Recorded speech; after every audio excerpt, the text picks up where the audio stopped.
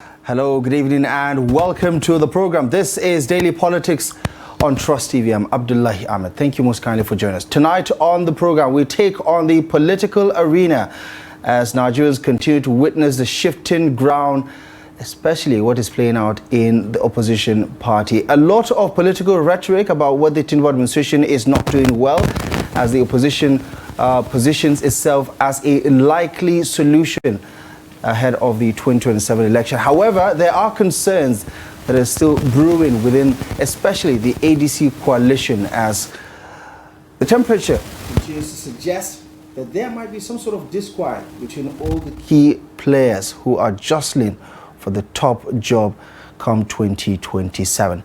Is this a sign of more rumblings to come? And what if the opposition is unable to address some of these gaps? And what should Nigerians consider as a threat to opposition politics as APC continues its dominance with the recent capture of Kano State?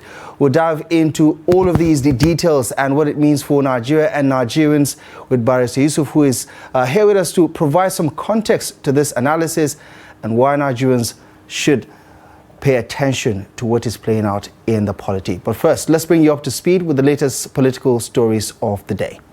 NNPP leader Rabiu Musa Kwankwaso says Kano Governor Bahari Yusuf and his allies may regret leaving the party. He described the governor's exit as shocking, saying he initially thought it was not real. Governor Yusuf formally defected to the APC in January after resigning from the NNPP. The federal government plans to involve retired military personnel in efforts to reclaim ungoverned spaces and improve national security. This follows the inauguration of an 18-member committee by the Minister of Defense and using veterans and the Nigerian Legion to support security and economic activity. The minister was represented at the event by the Permanent Secretary at the Ministry of Defense. Activities have partially resumed across the Federal Capital Territory administration and its agencies after workers returned in line with a court order suspending their strike. The National Industrial Court directed that the industrial action be halted to allow room for dialogue. FCT Minister Nyesom Wike urged workers to comply and resume work. Officers of the Lagos State Police Rapid Response Squad fired tear gas to disperse protesters demonstrating against demolitions in Makoko and Iyana Oroshonki. The incident happened near the Lagos State House of Assembly, causing panic as people ran for safety. Witnesses reported injuries, though organizers have yet to confirm casualty figures. Right, some of the day's latest developments there. Would touch base with some of them as they play some relevant part in the conversation about 2027 and what is playing out across the country. Barrister Bahari Yusuf is our guest tonight on Daily Politics. So in the first segment of the conversation, as we take a look at opposition politics, the gaps, the cracks that most Nigerians would say are quite noticeable. Barrister, good evening. Thank you so much for joining us on the program. It's good to see you again this evening. Good evening, and happy to be with you, and I really appreciate this opportunity. Right, as always, your take on what has been playing out over the last couple of days. You know, the dramatist personnel involved. Kano has been in the news most recently because of what has come to fruition, the defection of Governor Bahari Yusuf to join the All Progressives Congress, Kwankwaso's response, and how that has become the backdrop of opposition politics. They keep losing some of their key players, especially those who are in government, to the ruling APC. What do you make of what has played out over the past couple of days, and what does that say about the battle ahead for the opposition against APC? Well, about the matter in Kano, I don't know whether the blame should go to the governor alone. If we are to retrace our steps a little bit, we would be introduced to a time when Kwankwaso was a frequent visitor to the villa. And of course, what they were discussing was politics. And the expectation of the people was paradigm shift from his traditional position. Somebody might appear a little bit quicker than him. Here, that is the governor. But was he not on that the same traction? Yes, he was. Was he okay with the structure of the arrangement? He was. Possibly, the agreement did not reflect the exact context of what he needed. But was Abba alone? No, Abba wasn't alone. I remember Konkoso was seen frequently with Honorable Abdulmina Jibril Kofa, visiting the president and coming out, clapping hands. And of course, they didn't hide the fact that there was this, tactical movement towards, can I call it an alliance or the campaign? I don't know. But then there was this move. So, and I think with the legal dilemma facing any NPP, I think Abba, a first-time governor, wouldn't want to take a risk. So I think he delved into it. And the management of the crisis by Konkoso, to me, is not quite plausible. So he spoke to the BBC earlier in the day, and he says, if those were the concerns of the governor, that the party he belongs to is in disarray and there is a very good chance that it could affect his re-election bid in 2027. He says that those concerns are things that are manageable, are solvable. Do you think that no, I don't it was being economical? No, I don't as a lawyer, because any legal issue, particularly a legal issue that is pretty unpredictable, somebody should be very careful. The party for a long time now has been managed by two competing yet contrasting factors. And I think for a first-time governor looking for a second, let us be pragmatic and honest here, he wouldn't want to be tested. His luck should not be allowed to be tested in this kind of arrangement. And I believe the dilemma now with the leader is, where do I go from here? Here being left with a lame party. Here a party that people are just rushing into, but I probably lost an opportunity to have consolidated my negotiating power and possibly lost out. And I think he should deploy a more, tactical approach to this issue. Otherwise, it might reduce his political value. I think this is the first time he's coming under this kind of intense pressure. And I know he's quite a political juggernaut. So he should deploy a more subtle, quite a strategy that will see him throughout of this political quagmire, if I would say. Correct me if I'm wrong. Are you accusing Konkoso of double standard because he tried to work with the APC before Governor Abba Kabir Yusuf later joined APC? If we're to make the point that you said he's visited the presidential villa several times in an attempt to work to some capacity with the APC, and therefore he can't be accusing Abba Kabir Yusuf of betrayal. Is that your point? Well, not quite what do you call it? Double standard. Not quite, but then he was part of the initiation.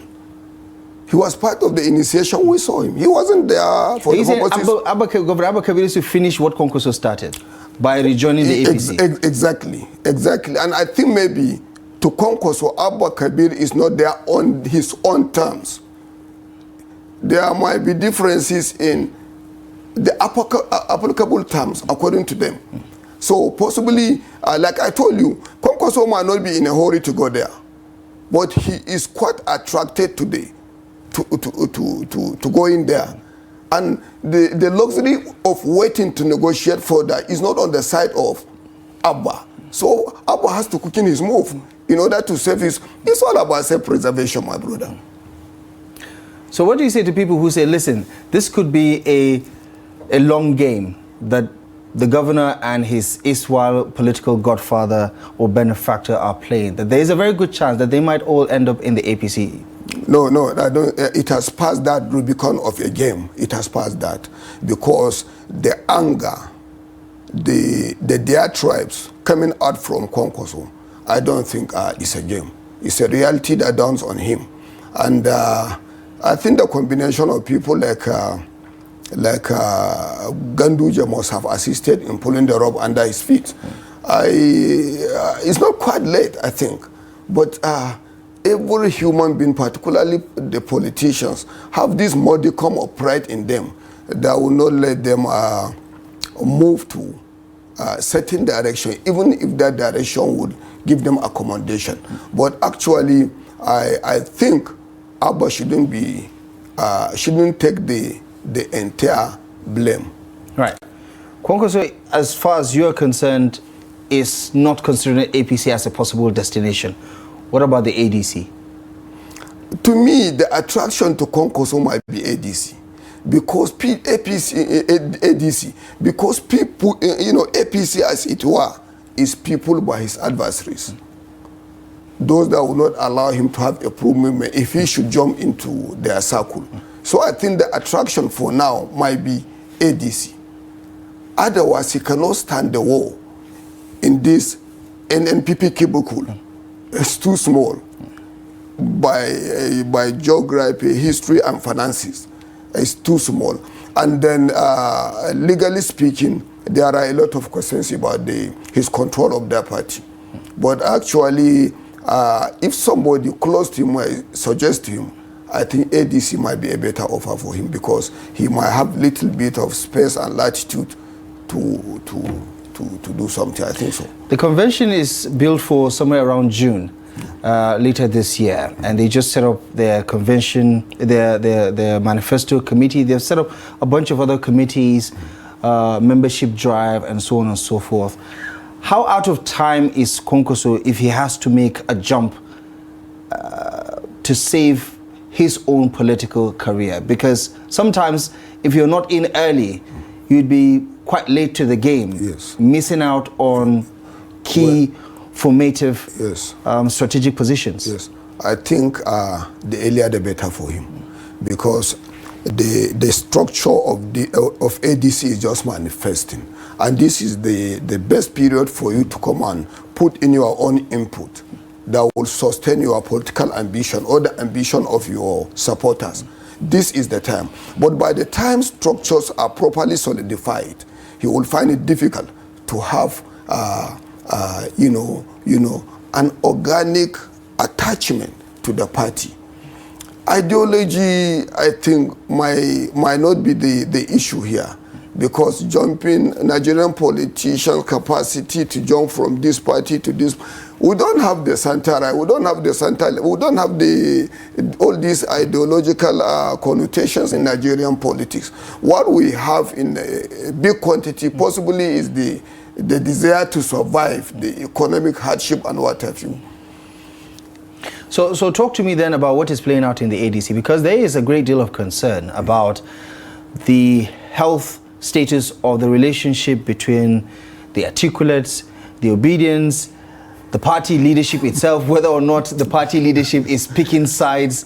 You've heard some of the conversations online. What do you make of this grumblings, this perceived dissatisfaction? There's also the phrase, or be or nothing. Yes. What do you think is playing out here? You see, ultimatum is the most dangerous component of negotiation. And of course, the obedience are coming from this angle. Do I see self-destruct formula around their movement? Yes, I've already seen that. Yeah, go ahead. I have already seen that. And I want to think that APC is not really disturbed with ADC, seeing what is coming out at this stage. And I know that at the beginning, that Atiku,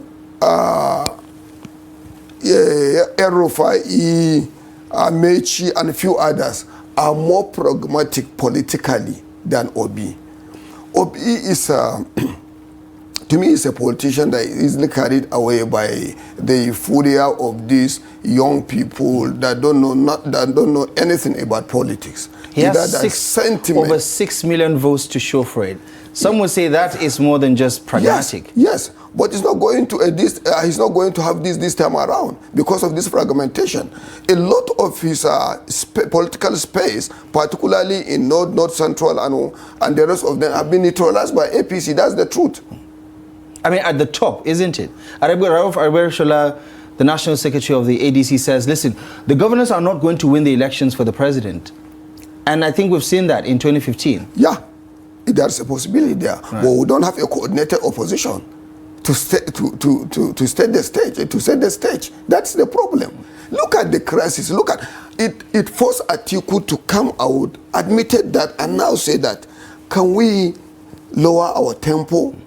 Atiku wasn't addressing APC at that material time. He was talking about a component within his own alliance.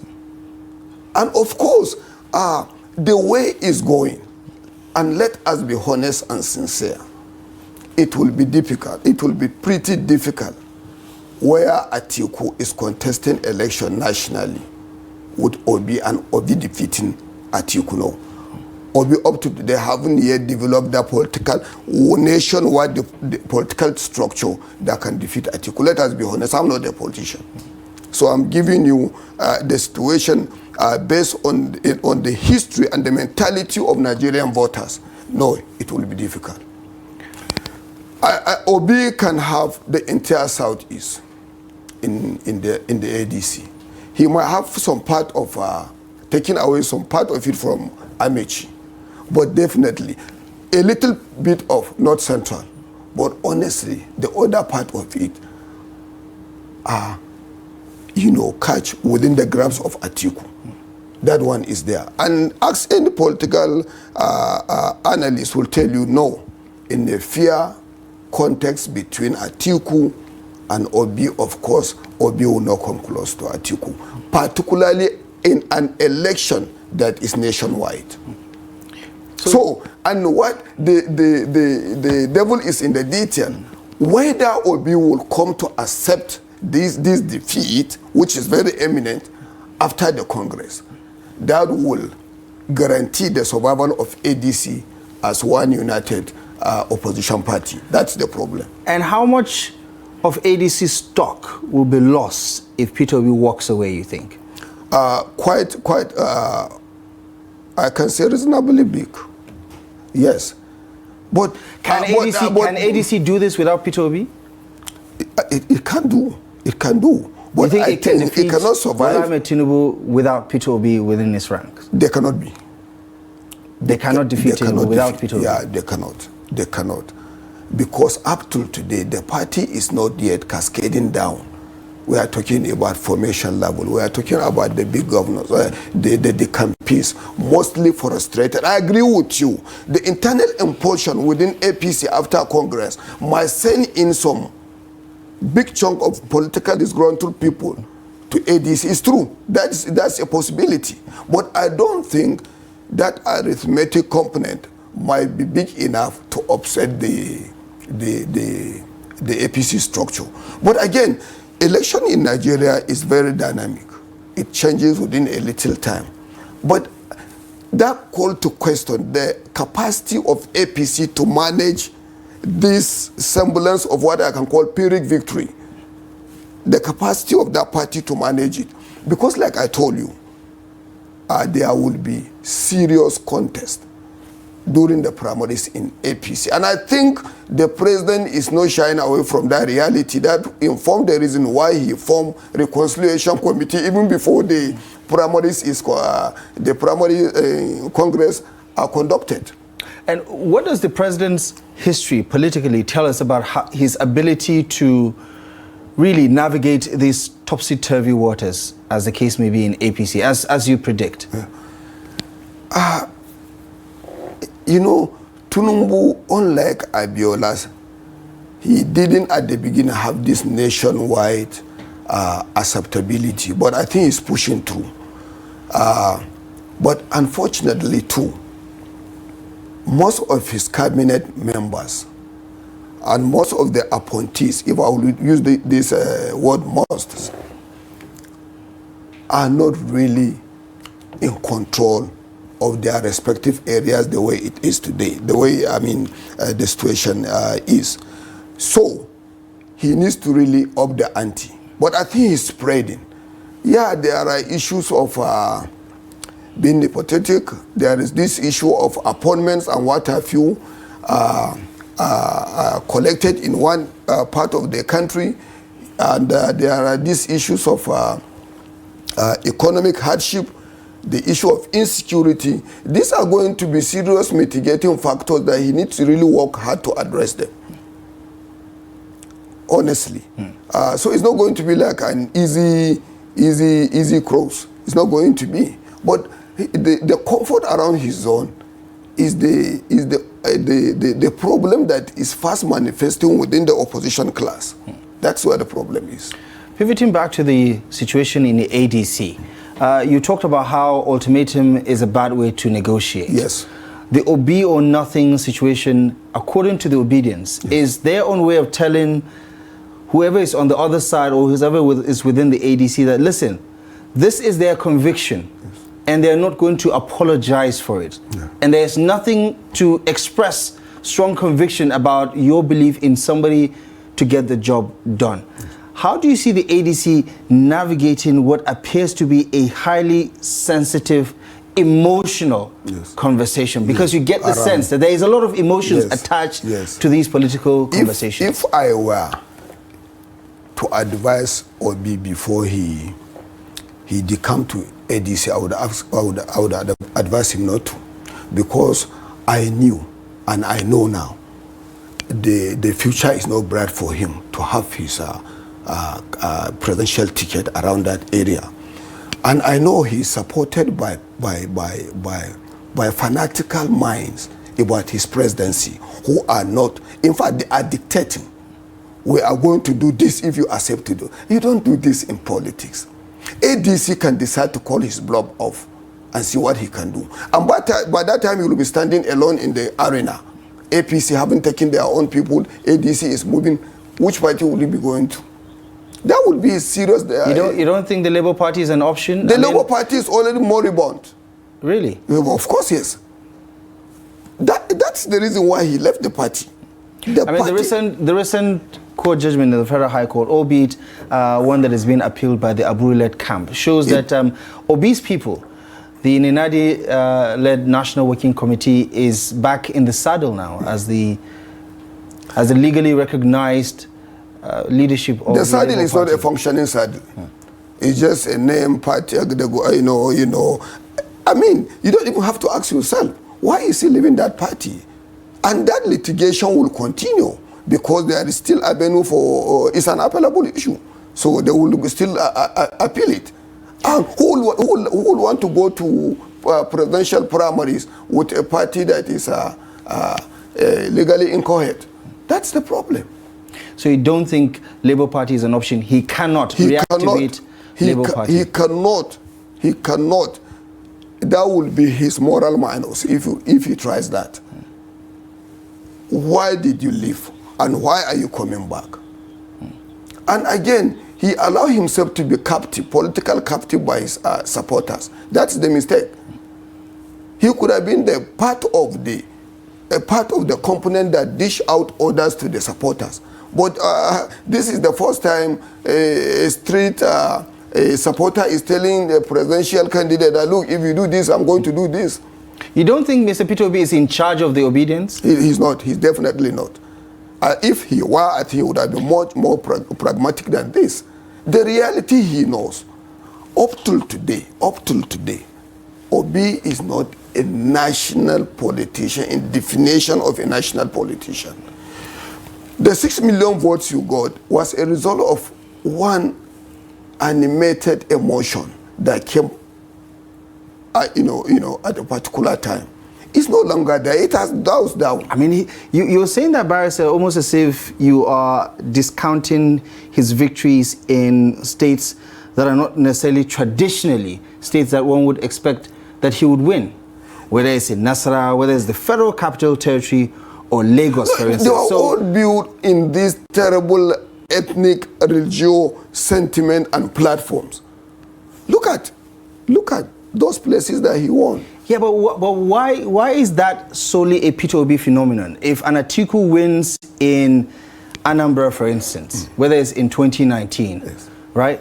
How come nobody's saying, oh, there is because there are a lot of Hausa people over there and that's why they voted for it? Why is Peter Obi's victory being aligned with, Igbos being present or Christians being present in a particular location? No, you can say this if Atiku were to win in Anambra State, because the presence of Northerners, if you like, I'm using her as an example, hypothetically speaking. I'm saying, why isn't his victory the analogy is not acceptable in this conversation. Why isn't his victory purely based on his popularity and acceptance? Why is wasn't. there an asterisk attached to it? Because it wasn't. And who did that? Who produced the toga and attached to that victory? Obi himself. He started by visiting religious centers on a daily basis and one religious center. And of course, the fermentation now was based on that outcome, and it didn't change. The face of the election reflected the genesis of his campaign, and that is it. But like I told you, APC is no longer suspected around these areas where Obi, particularly in North Central, where Obi won those, and I will be here by the will of God to collect this thing from you, that indeed that's what is taking place. Do you think he's a religious fanatic? He might be not really a fanatic, but I think dogmatic. Dogmatic? Yes. Not really a fanatic. No, he has not graduated to that level. Has he done something that is new, that is out of the ordinary, that most politicians don't do when in this he country? visited the church, if you remember, he was talking about calling you. Isn't that what most politicians do? No. If you are caught doing it, then you are part of it. Right. But for that time, he was. So you're saying he was caught doing what everybody else is doing? He was caught. Right. Evidentially. But others were, even if they were doing, they were not caught. What will you do? What will you say? Of course, the basis of politics, in fact, is emotion and sentiment. And you have to build them along certain trajectory that will appeal, that will resonate with your target audience. It is true. But there is a standard to it.